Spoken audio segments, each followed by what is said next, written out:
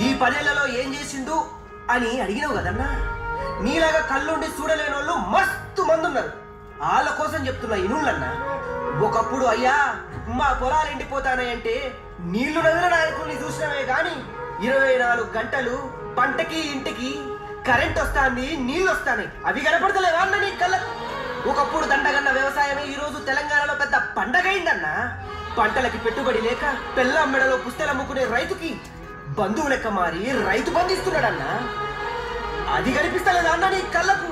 ఎక్కడో ఉన్న ఐక్యరాజ్య సమితి మెచ్చుకున్నది కదన్నా. ఇక్కడున్న మీ కళ్ళకేమైందన్నా?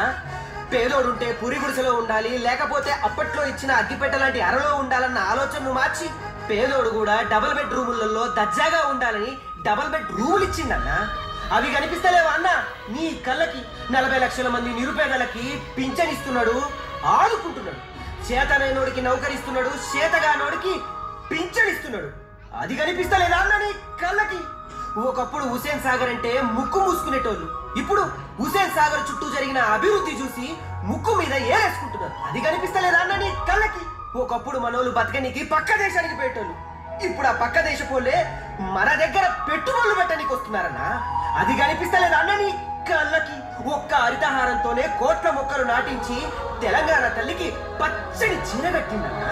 అది కనిపిస్తలేదా అన్న నీ కళ్ళకి? పచ్చ కాలం తెలంగాణలో కూడా ఒక తిరుపతి ఉండాలని యాదాద్రి కట్టించింది. నగరం నడిబొడ్డులో అంబేద్కర్ విగ్రహం పెట్టించింది. సచివాలయానికి అంబేద్కర్ పేరు పెట్టించింది. ఇదంతా దేనికో తెలుసా అన్న? మనమంతా సమానమని చెప్పని కన్నా. అది కనిపిస్తలేదా అన్న నీ కళ్ళకు?